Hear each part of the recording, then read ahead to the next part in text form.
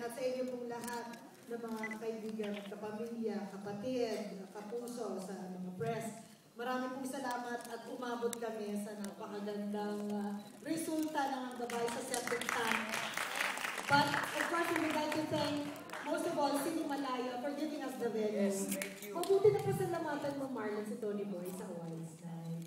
Tony Boy for, kasi Sinimalaya 7 na ito at patuloy na dumadami at lumalaki ang audience na tumatangkilik sa mga pelikulang Pilipino na magaganda lahat ngayong Sinimalaya 7. So, natutuwa akong makita lahat kayo ngayong tanghali ito, ngayong hapon ito. Salamat po sa inyong suporta ngayon pa lang.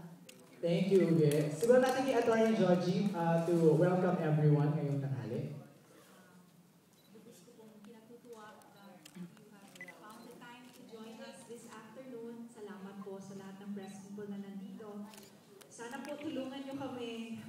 We've been trying our best for the longest time to make independent films make a mark in the show business industry, and napakahirap po talaga. So sana this movie will make a difference and will really start a big wave of films na magko-crossover. Salamat. Kai. Yes. Tapos. Hindi, maraming salamat. Una-una nagpapasalamat ako kay Direk for trusting me. And of course, kay Ate Uge and Direk Chris na unang-una nag-suggest sa akin na kunin sa role na to. Kahit na sobrang iba yung ini-imagine ni Direk na mag-play ng role ko, they still trusted me. And, yun, maraming salamat for giving me this challenge dahil hindi siya usual role na ginagawa or binibigay sa akin or binibiyaya sa akin at nakapag-explore ako at nakapagpakita ng new side ko. So, thank you. Yay! Direct Marlon. Magandang tanghali sa inyo lahat. Sino mag-aakalang ang hain ngayon ay kulay ginto? Kulay tayo ka ng ginto. Unang napasalamat ako siyempre sa Star dahil kung hindi po sa Star, hindi makakatungtong din sa station sa ABS-CBN. At salamat sa inyong lahat dahil ang buhay ng hindi talaga ay natatapos sa pagkatapos ng festival, pero ngayon meron kaming pagkakataong tumawid sa mainstream. At syempre nandito kayo para tulungan nyo naman kami. Para naman makabawi si Atty. Georgie. So salamat at nagpapasalamat ako sa aking mga artista. Of course, si Chris Martinez na wala dito. Salamat sa inyo lahat. Kian.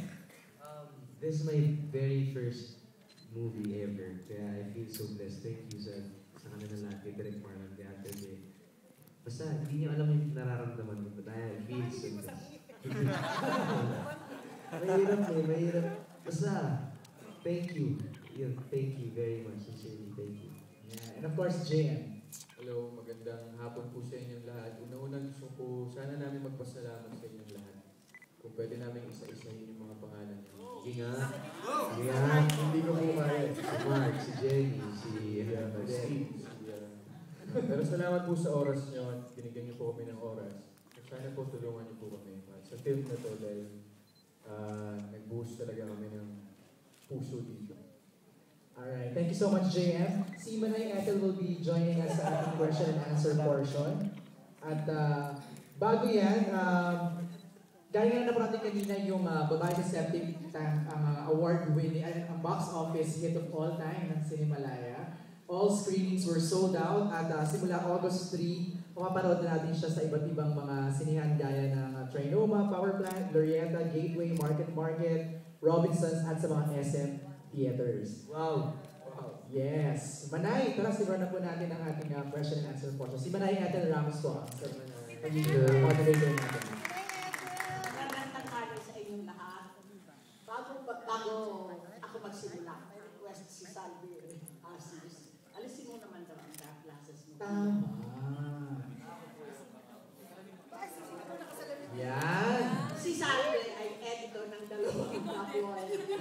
At sa katulungan Si Direk daw, pwede daw tanggalin din? Ay, Wala raw makikita. isa sa plot nito doon sa trailer is find out by watching Septic Tank why it was the biggest hit box office-wise sa nakaraang Sinimalaya. Now, can you please tell us why we should watch it? Among all other films, although marami na kaming nabasa magagandang reviews about the movie. Siyempre, gusto ko manood kayo kasi pelikula namin ito. Una-una, importante siya kasi isa siyang pelikula na pinapakitang damay-damay tayong lahat sa kinabukasan ng Philippine cinema. Dito kasi pinapakita namin yung iba't ibang estilo, yung ibang pamamaraan ng paggawa ng pelikula mula sa indie hanggang sa mainstream. At ang gusto namin paabot kasi dito, parang kung hindi tayo magtutulungan, walang sala at walang merong isa lang na kailangan ng kasalanan kung bakit kung saan nahihirapan tayong lahat. Dito pinapakita namin na kung lahat tayo, damay-damay, lahat tayo mayroon ding responsibility at kakayahang baguhin at pabonggahin yung Philippine cinema. So yun ang gusto kong sabihin sa mensahe. Pero kahit hindi ganun ang mensahe makukuha nyo, manood pa rin kayo kasi nakakatawa naman siya ng bongga. Yung sumayaw ito, umiyak, nag-walling, nahulog sa septic tank, nagpadiba, nagpatisda ng contact lens sa mata, ginawa na yung Eugene Domingo. So I think, doon pa lang, sulit na yung babayaran nyo sa August 3. Direct yung mga bida po ba dito, kayo po ang mismong pumili? Like si Kian, si JM, si Kai, si Oo, una wala akong choice kay Eugene, ano? Hindi. Kasi, alam mo, inisip namin ni Chris yung pelikulang ito, 2008 pa. Kasama si Eugene. In fact, pag nag-brainstorm kami ni Chris, nakikinig lang siya, hindi kami pinapansin, shopping na ng shopping. Pero, so si Eugene talaga ang inisip namin, ginawa itong role para sa kanya. Okay. Babae septic tank. Nagkakaroon ng audition, si Kian, of course, nag-audition siya for Derek Rainier. Si JM naman, unang inisip ko si JM dapat yung gusto ko maging director. Okay. Pero nagbasa siya, para sabi ko, mas kontrolado yung kanyang acting, mas expressive yung mata. So, ginawa ko siyang producer. So, si Kai naman, unang hindi ko inisip si Kai, inisip ko parang isang balikinitang, bagets na hindi nagsasalita. Pagkikinita naman ako. True nga naman.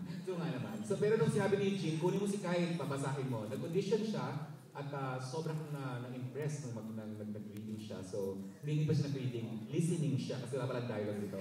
So, in the end, yes, it was, all of them are my choices and I'm so happy that I made the right decision with them. Ang nagtatanong ay si Mario Bautista na paborito so many good reviews about this movie. Hi, Mario. Si Kai, congratulations. Alam mo, ang dating mo talaga dun sa movie, PA na PA ka. Kaya bagay na bagay sa iyo yung role. So, huwag mo na hanapin, pakinggan mo na lang. So, congratulations kasi nakuha mo talaga yung kung ano yung narapat dun sa role. And I think tamang-tama yung choice sa iyo ni Direk para ikaw yung gumanap ng PA.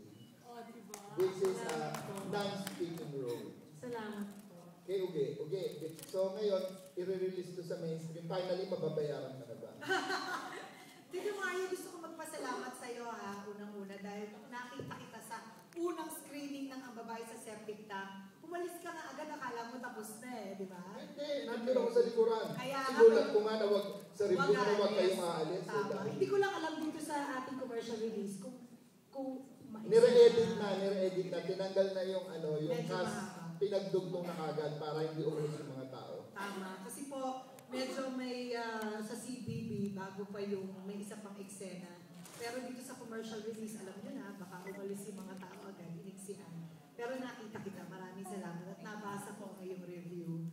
At hindi ka nagkamali nanalo ako. So, mabayaran ko. Yan ang tanong ko. Attorney Just. Oo daw, oo. At saka pa, Nag-text din kami ni attorney, sabi niya, Uge, wini-wish namin talaga dito bago pa yung awards night na manalo ka. Pinagdarasal namin. At nag-meeting din kami kung ano pwede namin i-regalo sa'yo, ganyan. Sabi ko, huwag mo nang isipin yon. Dahil mabigyan lang ako ng ganitong papel, panalo na ako eh. Hindi ba? So, ngayon, nananalo na ako, open na ako din sa isa lang, di ba? sasagutin na daw niya yung trip mo sa New York in October. Hindi ko alam ko kinuwenta nila yung pamasahe pang New York eh. Parang hanggang Hong Kong lang silang ako. Okay na yun, attorney. Alam ko yan, naramdaman ko yan, meron eh. Meron yun. Pero ano? Basta pocket business money. class Yung ako. nga kasi business class eh. Ako? Economy New York. But seriously, walang katumbas na pera ang kaligayahan nararamdaman ko ngayon. So thank you very much to the producers and to the filmmakers. Pero sa lahat ng mga eksenang ginawa mo in the various genres na pinakita doon, pera na yung nahulog ka sa septic tank out na yun, alin yung pinaka nahirapan ka? Nahirapan ka ba doon sa musical o yung nagdadadrama ka na ginagaya mo si Nabila, yung napatalikod at dahan-dahan umuupo, o yung naglalakad ka sa harap ng Kati Valencia ng mukha? Ang pinakamahirap po ay yung kailangan namin tapusin ang lahat ng eksena na nasa condominium building. Dahil sa condominium building, gagawin namin ang tatlong paraan ng pagpe-present yung melodrama, musical, and straight in your face in the drama. So, kailangan namin matapos yun. Siyempre, nagtitipid kami, hindi na kami pwedeng makabalik. So, una, ipakita mo muna, tatawirin natin tong kalye, aakyat ka, pero ang gagawin mo muna yung indie acting. O sige, gagawin. Maya-maya, o sige, mag-ayos ka kasi melodrama na, blower, iba na naman ang acting. O mamaya, kakanta ka na. Ang sumakit ang ulo ko. Sabi ko, hindi ko na yata kaya, pagod na ako, tumawag na ako kay Chris Martinez, pagod na ako, masakit na ang ulo ko. Sabi ng konti na lang, pinakahuli mong gagawin dyan yung tulala acting. So tama naman kasi meron na tayong tulala acting. Akala nila madali. Hindi, kasi syempre, hindi mo pwede tulala ka na wala kang iniisip. Iisip ka pa rin, no? Di ba? Ang hirap talaga. Ganun, no? Isip-isip ka. Kasi pag wala kang iniisip, walang lalabas. So I think yun ang pinakamahirap na araw para sa akin. Ang ipagsiksikan ang lahat ng eksenang dapat gawin nang merong time limit. But, doon ko napatunayan that Marlon Rivera is not only beautiful, he is a very clever director. Kasi nasusolusyonan niya eh. O hindi ko nag-work, eto na lang. Kasi hindi mo mapaplano ang lahat. Lahat nagbabago eh. So on the spot, pag may problema, ang kailangan mo matalinong director, mabilis mag-isip.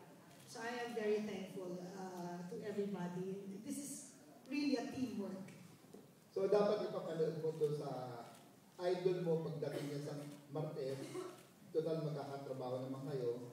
Para makita niya na hindi... Agad-agad pagbaba sa aeroplano? Para alam, dahil hindi niya magagawa yung ginawa mo rito. Hindi naman natin masasabi. Hindi, iba siya. Siya talaga. Siya talaga. At excited din ako dyan, Tito Mario. Good luck. Yes. Ano ito? Alam mo na yun? Thank you ulit. Kay Ian, alam mo, maraming madidisappoint kasi nagpagupit ka, mukha ka na raw tao ngayon. Wow! Thank you. Saka ano pala ginagawa mo rito, di ba kapatid ka? Ano po, sorry ko na rin. Anong ginagawa mo rito, ba't di ba kapatid ka? Hindi, ako naman, kahit sa naman akong magtrabaho pa sa okay sa akin. Alam mo yun. Kumbaga, Pero kumpara sa- napakaswerte mo kasi first movie mo, ganito kagad yung pelikula. Exactly. Yun yung sinasabi ko ngayon sa sarili ko, napakaswerte ko. Kasama ko na si Eugene Domingo, napakaswerte ko na ngayon.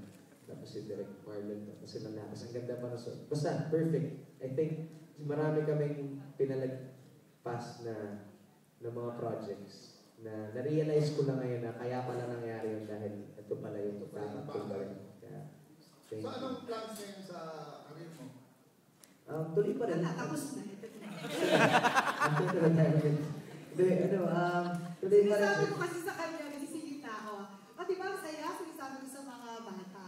But it's not always like this. Yes, I know. It's not always like this. Pero yun nga, so, tuloy pa rin gagawa ng album.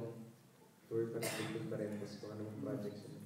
Mga But nakalapit you'll na tuloy. be doing more acting? What's your plan? And if God permits, I'll do it. Kay attorney, the true in-between, producing ng dalawang best pictures dito sa Cinemalaya. So what are your plans now for future projects na yung masyadong identified ka na